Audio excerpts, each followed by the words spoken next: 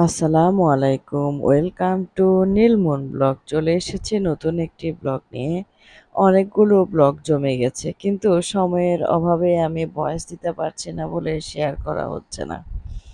অধিকাংশ ক্লিপ কিন্তু মনেরই নেওয়া। আমরা মা-মেয়েতে বসে রসুন ছিলে নিচ্ছিলাম।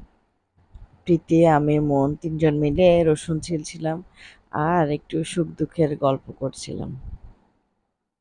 কত কথা জমে আছে, কত কথা বলতে হয় মা-মেয়েতে মিলে। তাই বসে, বসে গল্প করছিলাম। আলহামদুলিল্লাহ, আমার প্রীতিমণিও এখন অনেক বড় হয়ে গেছে। অনেক কাজ গুছিয়ে করে, মাশাআল্লাহ।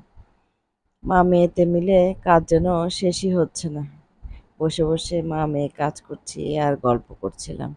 এরপরে আমার ভীষণ মাথা ব্যথা করছিল। তাই আমাদের প্রীতিমণি অনেক সুন্দর করে আমার মাথাটা আঁচড়ে দিচ্ছে। অনেক যত্ন করে আমার মাথাটা ম্যাসেজ করে দিচ্ছে। দীর্ঘক্ষণ সময় নিয়ে আমার মাথাটা ম্যাসেজ করেছে। আলহামদুলিল্লাহ। মাঝে, মাঝে এমন করে যদি কেউ আমার মাথাটা ম্যাসেজ করে দিত, আমার মাইগ্রেনের ব্যথাটা লাগছিল একটু, একটু করে। আমার প্রীতিমণি এমন সুন্দর করে ম্যাসেজ করেছে, আলহামদুলিল্লাহ আমার মাথাটা অনেক ভালো লাগছে।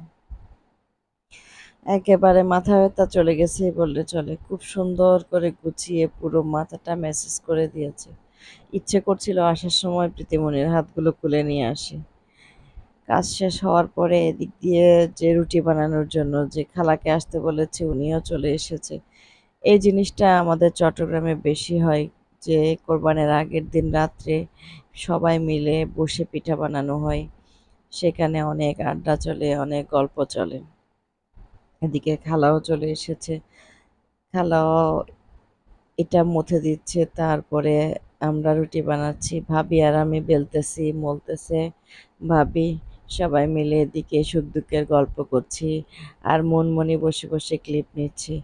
প্রীতিমণিও কাজ করছিল। প্রীতিমণি রান্না করে রুটিগুলো সুন্দর করে ফুলকো, ফুলকো করে পুড়ছিল। এই যে প্রীতিমণি খুব সুন্দর করে রুটিগুলো ভাসছিল আর আমরা কাজ করছিলাম। এই যে কত সুন্দর করে কাজ পারে আমাদের প্রীতিমণি, মাশাআল্লাহ, মাশাআল্লাহ।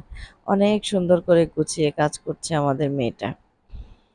এদিকে হঠাৎ শুনি সবাই চিৎকার করছে। বের হয়ে দেখি গরু নিয়ে সবাই রেলিতে বের হয়েছে। গরুর রেলি নাকি এটা ১ম দেখলাম। তো সন্ধ্যাতে আমার প্রীতিমণি আমার জন্য বানিয়েছে মোমোস। আলহামদুলিল্লাহ এত বেশি মজা হয়েছে, রেস্টুরেন্টকেও হার মানাবে এই মজার স্বাদের মোমোসগুলো, সাথে চিলি অয়েল আর ভাবির বানানো হালিম। আলহামদুলিল্লাহ সবাই তৃপ্তি করে খেয়েছি।